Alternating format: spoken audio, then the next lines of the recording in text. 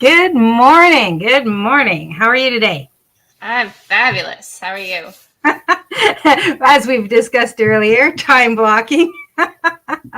It's a good thing I scheduled extra time for me this morning. Yeah, we were both kind of rushing around this morning. Well, see, but if you allow time for things that don't necessarily want to go to plan, at least then you've got the time to deal with it. So, Exactly. Good morning, everyone, and welcome to the Dark Roast. I'm Donna Stroll, and I'm here with the beautiful and talented Rose Short. And today we are going to be talking about time mastery, especially as it pertains to solopreneurs, because you're all on your own, right? And the goal is to get more done without killing yourself. We don't want you burning out. So, having some time management skills is definitely a bonus. Yes, you don't need to be Doctor Strange to, get things done. Oh man, I'd love that. I just want that cape. Well, that too, mind you. I don't really want to be slapped by my clothing. So That's fair. I don't know. I've worn enough spikes and accidentally spiked myself, but I think I know what it feels like. I wore high heels for like a million years, and yeah, so that's my own version. Yeah, no, I look like a newborn gazelle in high heels. I just don't understand the mechanism behind them. You do the baby horse walk. Very much so. I'm like, oh God, I'm gonna die. That's why I wear combat boots. Your feet are probably happier for it. Fair enough, yeah. Anyways, shall we actually tackle the topic on hand? Yes. So today it's gonna be some really good tips and strategies on different types of time management, different strategies that you can use, and also just some things that you might want to try to incorporate into your business just to help you not be so stressed out. Yes. So we're going to start with the Eisenhower matrix. I love this because, so I tell people about this all the time. I just didn't know what it was actually called, but urgent versus important, right? So, or the way I say it is imperative versus important. They're not necessarily the same thing. So it's super important that you prioritize those, but do those tasks first, right? Urgent and important tasks. So imperative and important. They can be together, but they're not always the same. Next, you want to do your important, but not necessarily urgent or imperative tasks. So you can schedule those tasks out, do some strategic planning, some course development, stuff like that. And then imperative, but not important, delegate if possible. So this can be social media posting. This can be writing your emails. AI has become very handy with writing emails, just throwing that out there. GPT. Right? Like I fail at connecting on a human level, but weirdly AI does it well for me. So, absolutely use it. And then of course you have your stuff that isn't urgent and is not important, but it's still part of the process. So try to eliminate or defer those, such as like low value tasks, unnecessary meetings, things like that. Or, maybe it's software that you don't need. That can be subscriptions as well that you're spending money on that you don't necessarily need. Figure out if it's actually helping your business. And if it's not, just eliminate it. Yeah. And I mean, some of those tasks, like I'll get to it next week. And then they sit there and eat at the back of your brain. So, schedule some time for it. If it's something that needs to be done, but it's not like massive priority, just put it on your list and, just get it done. But the more you put it off, the bigger it might become. And eventually it might turn into an urgent task. So while you're doing triage, right? So you're going to do the most important stuff, the most urgent stuff first. That doesn't mean that the less urgent stuff doesn't need to be done. It just means that you need to just factor a little bit of time in for that.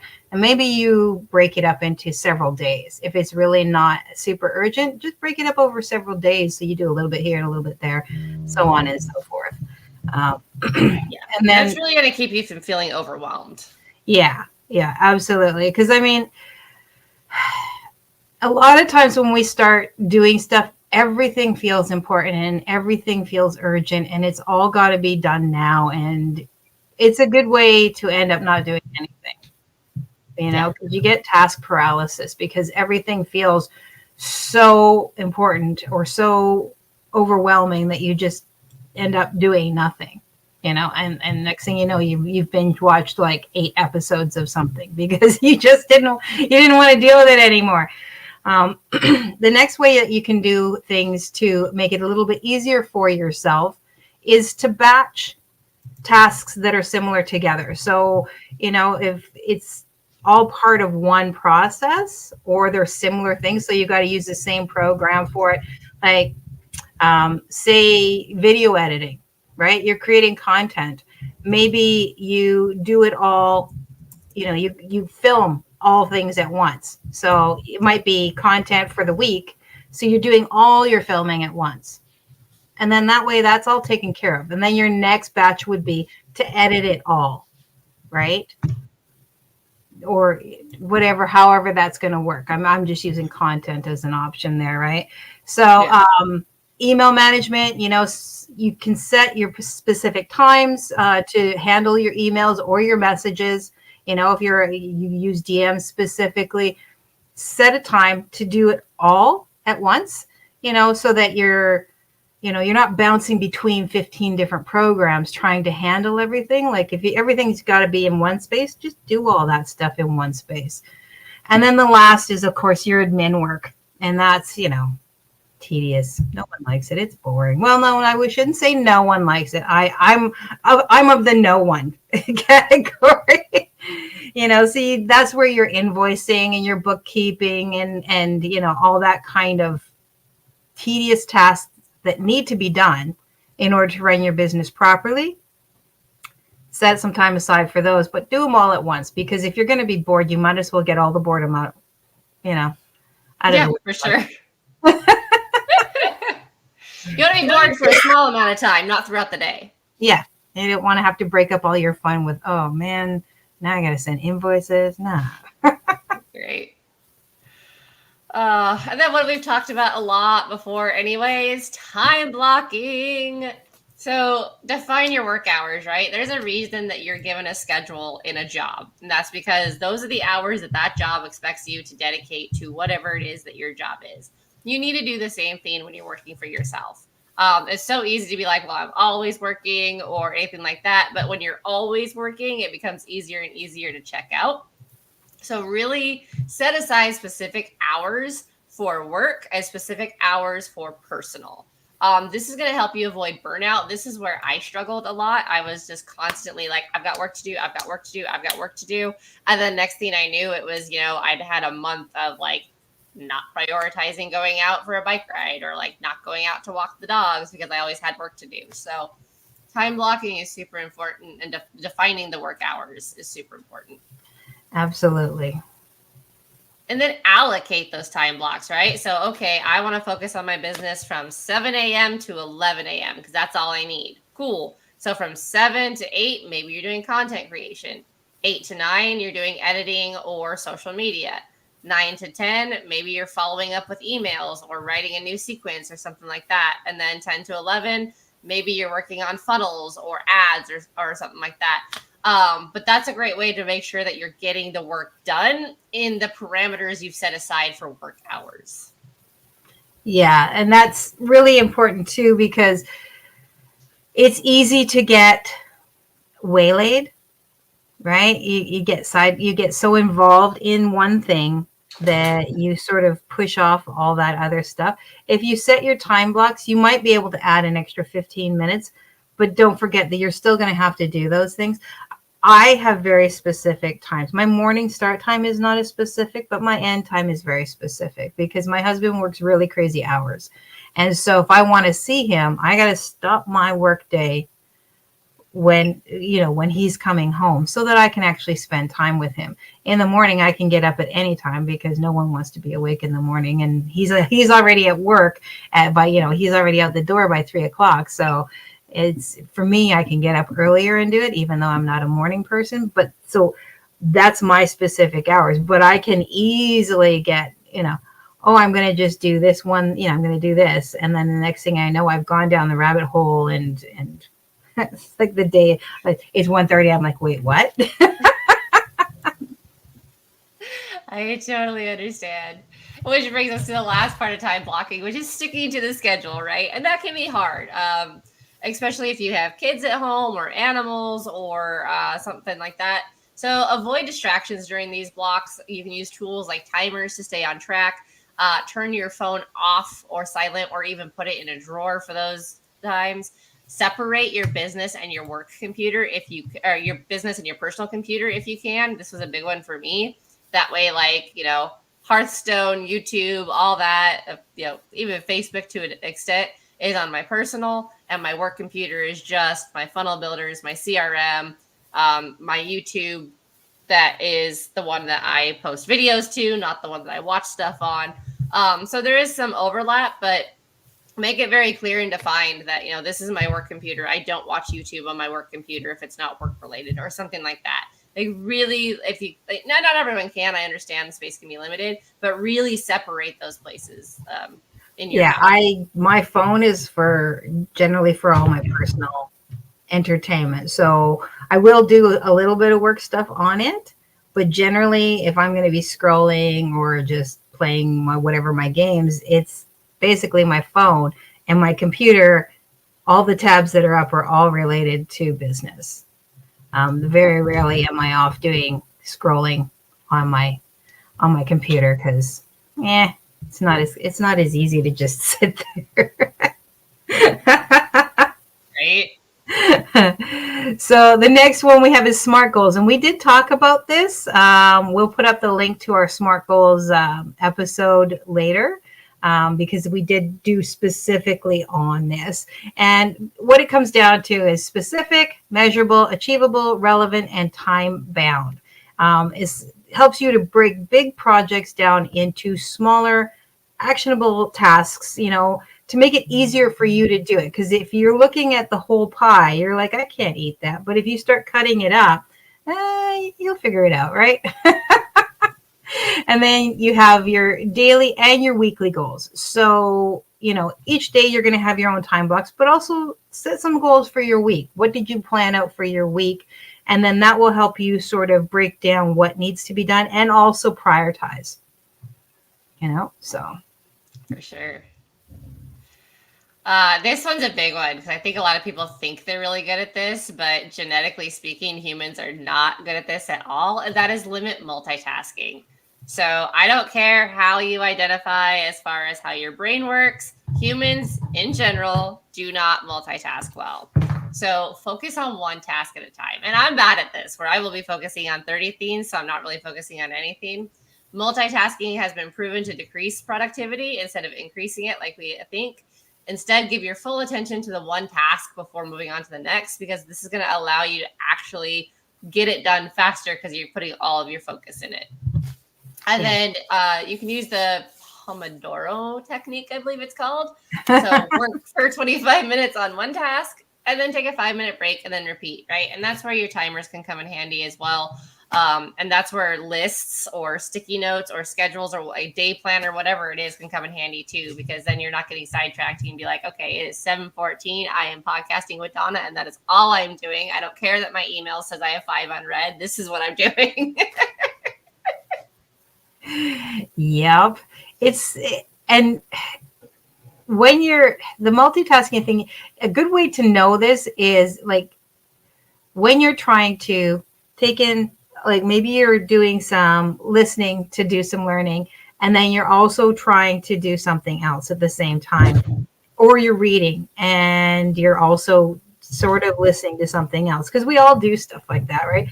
How many times did you have to go back and re-listen or reread a certain thing because you missed something? And it's not like you missed a whole swath, but maybe you just missed one tiny little piece, right? And it's because your focus is split. And yes, you can do more than one thing at one time. Absolutely. There are parents around the world that do this all the time, right?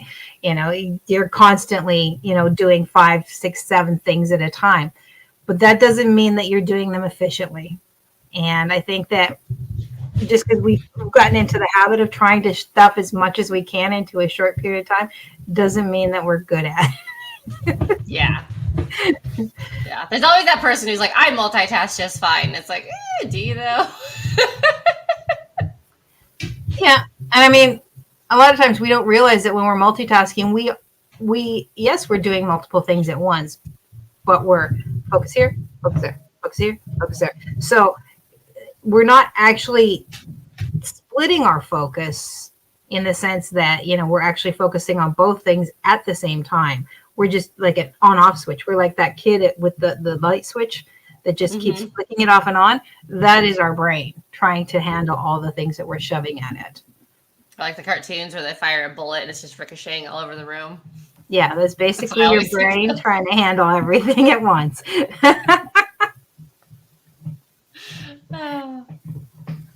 So the next one is to automate. Now, this is where, you can schedule your social media, right? So you plan out your content. You've done your tasks earlier. You've time blocked. You've created your content for the week. Now you can use, things for automation, like scheduling it out so that you've got it all planned out. You do this a lot with YouTube, right? Yep. And you use repurpose to help, pop it everywhere else. There's lots of different programs that you can do that with. Metricool, Buffer, Hootsuite. I know that Facebook has some options with it. I'm pretty sure that almost every social media has some sort of option with it. But places like Hootsuite or Buffer or Metricool or Repurpose allows you to do it in one space instead of having to do it singularly in every space. And this is another way where you are, helping your time management by not having to do it every single space, is by picking a tool that will allow you to do that. Email sequences, again, set them up. And so you might have to spend a day actually setting them up. You've written them. Okay. So now you're going to schedule them out. And if you're going to use something like System.io or Go High Level, and pretty much any email, autoresponder or email process, you can set delays in, right? All it does is they come in with a tag. Okay, so they're going to get this email sequence, and then it's like, send this one on day 1, send this one on day 3, send this one on day 5, or however you want to break it down. But once that starts, then you can just let it go, right? You don't have to spend all your time and stress trying to figure it out. And then there's project management tools. There's Trello, there's Asana, there's HubSpot, which is also can help you do that. Anything that's going to help you keep track of what you're doing. If you've got a team, maybe you've got a couple of helpers, maybe you've got a VA or something like that. It'll help you keep track of what they're doing as well without constantly, well, what have you done today? Where are you at today? Give me the notes today. It'll all be listed for you, and that'll allow you to help keep track of that. I know Notion also and Canva, both of them sell planners and trackers and things like that you can use that are fairly simple to work with. Yeah. And then learn to say no. This one, I think a lot of us still struggle with. Yeah. But it is super important to protect your time, right? So if you're an entrepreneur, you probably got into entrepreneurship for 2 reasons: to help people and to take your time back because you're tired of trading your time for a paycheck. And so we kind of assume that because of that, we can't ever say no. But it's really important that you protect your time. Now, you don't have to be rude about it. You don't have to be mean or anything like that. But politely, declining opportunities that don't align with either your goals or your schedule or just overall what you're doing is completely fine. And then also evaluate requests, right? So before you agree to something, like maybe something sounds really, really exciting and new because the person talking to you about it is super excited about it and you're catching their energy. I always like to tell entrepreneurs, sleep on it, because what sounds fantastic today may not sound fantastic tomorrow once you've had a chance to get out of the, energy brain and into logical brain. So just really evaluate it. Make sure it actually aligns with, and that can be collaborations. That can be podcasts, podcast guesting. Like there's a lot of different things that could be. So just make sure you're evaluating those. Yeah, absolutely. Because you'll get a lot of requests. Like if you start doing podcasts, you'll get people who, hey, can I be on your show? And that's not necessarily a bad thing, right? Because you also want to go on somebody else's, but maybe it's just not the right fit, or not the right time, or maybe somebody's asking you to be on theirs. And again, maybe it's just not the right time for you, right? Your time matters. I think that we forget a lot that our time matters. Your time actually is money. Your time has value. And so really learn to integrate that thought into your mind and into your business, that your time has value. I know that as a designer, a lot of times we focus on the finished product and not necessarily on the time that it took us to get there. And people do that all the time. Also people who are buyers. So like an Etsy person who's created this beautiful crocheted or knitted project, or some, artistic piece that they've built. And it's like, oh, why is that so expensive? Because my time has value. That's why. So, and it doesn't just go for art. It goes for everything. If it took you 5 hours to do some research, that's time, that's money, right? So don't forget that that's part of your process. And then you want to make sure that you regularly review and adjust what you're doing, right? Take a look at the end of the week. What worked, what didn't. Maybe time blocking didn't work for you. Okay. And so adjust your plan, find a different way to do things. Or maybe that really worked for you. So now you can incorporate it more into your system. And then again, do it the same thing at the end of the month, right? Look at your bigger goals. How are you doing? Are you getting where you want to go? Is there some areas that you need to tweak or focus on more? Are there some things that you can just sort of say, you know what, that really isn't helping me progress, and getting rid of it. So. Yeah, it's always good to trim the fat when it comes to being an entrepreneur, because it's so easy to like get shiny object syndrome and add, this, and this. And then you really have to reevaluate and be like, okay, that's really not helping me. I really don't need this. Let me go ahead and stop. And that just keeps you from being overwhelmed down the road. Oh, yeah. And that goes for like whether you have a physical store or a digital store, or you're a coach, or whatever it is that you're doing, because we can always get caught up in, oh, we need to have this, and we need to have, oh, they have this, and we have. Take a breath, slow down. First of all, evaluate where you're at. And yes, where you want to go. Maybe you will add those things in later, but maybe you don't need them right now. Looking at where you're at right now and building out from there, one step at a time versus trying to jump to the end, is going to save you a lot of headache and a lot of hassle. Yeah. So. And this is where outsourcing can come in handy, right? So we've talked about it before, like Fiverr, Upwork. I think there's a new one out that I can't remember the name of. Like if the budget allows, absolutely outsource the stuff that you don't necessarily know how to do or don't want to do. If you don't have the budget, maybe see if someone will do it for a testimonial or something like that. Because oftentimes a lot of the new content creators or the graphic designers and whatnot will help you out in exchange for testimonials. So, outsource wherever you can to pull that time back, and then focus on your high value tasks. So again, this goes back to that matrix we were talking about, imperative versus important. Focus on the stuff that's imperative and important. And then from there, the stuff that is important. So making sure that you're taking care of those top ones, the littler tasks can fall in later, but concentrate on the tasks that really require you to fully focus and have your energy behind them, is where what not to outsource or what to outsource. Yeah, and also what you're comfortable with outsourcing too, right? Because maybe in the beginning, you're not going to be comfortable letting somebody else write your emails, right? Maybe you're just like, you're not saying what I want you to say, or I don't trust that. And I mean, that comes with time, right? That comes with finding the trust. And also places, you can also look at Facebook or Instagram, or you can just put a call out, because maybe there are some people who are new, right, and are building their business, who will do it for a little bit less, maybe not necessarily just a testimonial, But maybe they'll do it within a budget, or they'll work on a budget with you. Something that, because they want the work, they want the experience. And just because someone's new doesn't necessarily mean that they're not capable or qualified. We all get into this business as babies. We all get onto the online marketing as babies. We are new. That doesn't mean that people shouldn't listen to us, or that we can't help someone because we have experience or training. It just means that we're new to this space. We're new to taking it and turning it into a business. So when if someone's a new, say, a social media marketer, right? They're a manager and they're brand new.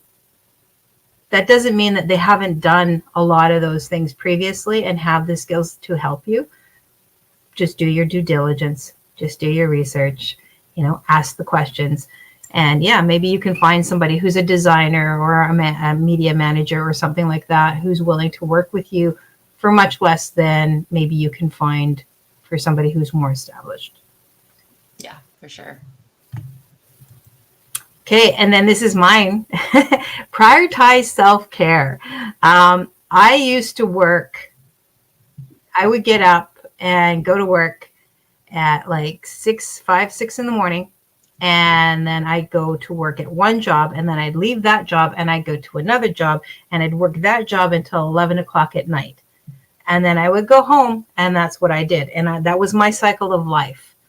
And then I got laid off from one job, and then I got laid off at the other job, like bang, bang. And all of a sudden, here I am, like a 20-year-old who all of a sudden had no job. And I've been in the city for a year and a half in Vancouver, and I knew nothing. I knew how to get to work. Is what I did. I knew where work was, and I knew how to get home, but I had no social life. I had no anything else. So I literally spent a month on the beach sleeping, because I was like one street up from the beach. So I just go out down there in the morning and go to sleep.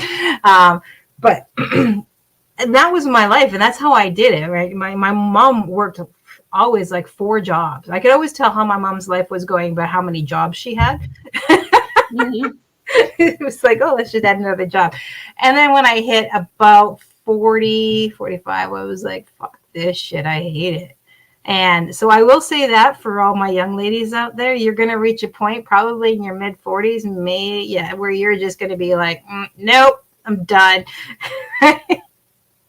But don't wait that long to prioritize your self-care, right? You are going to need to take time for you. And that whole I'm working all the time thing, even if it's just on your business and you're working all the time, you're going to burn yourself out.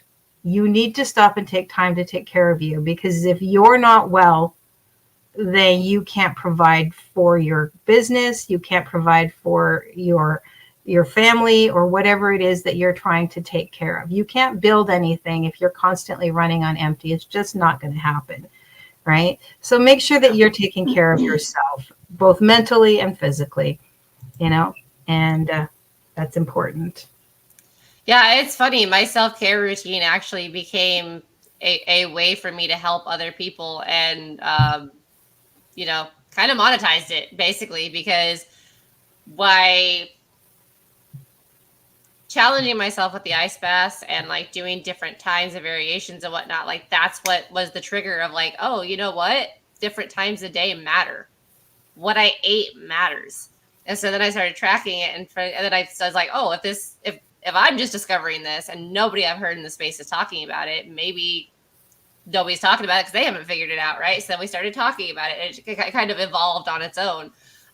So now, one of my businesses is also my self-care routine, but it's because I really want to help people break out of the noise of only focusing on what, one or two experts say, and really listening to their own body and then figuring it out for themselves, instead of just oh, well, Joe Rogan does this, so that's what I'm going to do too. That's just a terrible way to approach it. So, sometimes your self-care becomes your passion, and what helps you help others. So I used to laugh about work-life balance and self-care and everything like that. And then after getting out of the corporate brainwashing, I was like, oh no, it makes sense. I get it now. Yeah. Yeah. And for me, I think, yeah, like I say, I was around 45 and I had just been pouring myself into work, and I do my work during the, like my day job. And then I go home and I do my publishing and I do all of that. And then my brain is always wanting to add things because my brain is a hoarder. Like, I'm not physically a hoarder, but my brain hoards ideas and concepts and things, and it wants to learn more and grow more and do more. And I had to finally say, no, we don't have the energy. And I literally burnt straight out. I couldn't do anything. I couldn't work. I couldn't think. I couldn't, like, even the things that I used to enjoy, like with my publishing, I couldn't do that anymore because everything felt so exhausting. And you're better off to take care of it now before it gets to that point in your life where you're so exhausted by just existing requires all your energy. So if you take care of yourself before it gets to that point, you won't have to struggle so hard. And yeah, being passionate about something doesn't mean that it should own every ounce of your mental and physical energy and time. Yeah. And sometimes, you have a schedule change where you can start prioritizing that self-care, right? So like I was getting up at 4:30 every morning because on Tuesdays and Thursdays I had a 0500 meeting that went from 0500 to 0600. Well, I'm done with those meetings, but I'm still getting up at 4:30 in the morning because now I can do some physical training from 0500 to 0600, right? Like now I'm prioritizing exercise again because I really haven't been.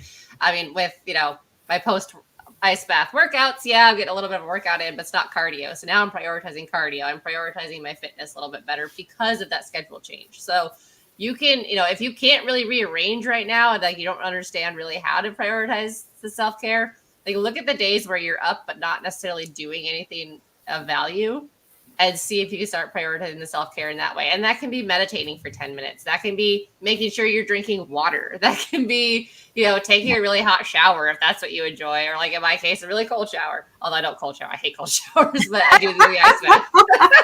No, I understand that. Like I get up, I'm not really necessarily a morning person, but since I have to be up early anyways, especially now that school's back in. So I'm up by, I'm getting the kids up by 6. So it's nothing for me to get up at like, even 5:45, or once they leave and taking that 15 minutes. And I've started doing daily meditation, and I didn't really understand what meditation was prior to actually spending a little time down the rabbit hole, because I always thought it was like, but no, it's not that, right? It's literally just getting your mind to focus in a way that's a little bit abstract and gets all the clutter out.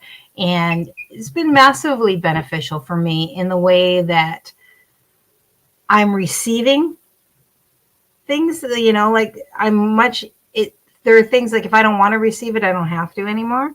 Whereas prior to, it came in and it just came in, I put up my armor and I'm like, no, but that wasn't actually helpful so now I feel more like the Matrix, like, no, just stop the bullies. I'm not even interested. You don't bother me anymore. Nice. So, and that's been also giving me an opportunity to where I'm literally in my brain, I'm just like, I'm taking care of myself in one little way. It's all, it's just one little way, but it's certainly helpful. Yeah, it doesn't have to be complicated. It doesn't have to be the whole grand, like, oh, I schedule the entire day and I go get a mani-pedi and then I get a, salt stone massage and then I get a facial. And like, sure, those things would be nice if that's, your jam. But it doesn't have to be that extravagant. It doesn't have to look like that. It can be very simple and, it can fit into your schedule very easily. Sometimes self-care is simply just taking a shower. Yeah. You do the everything shower, which, as women, we hate, but time consuming.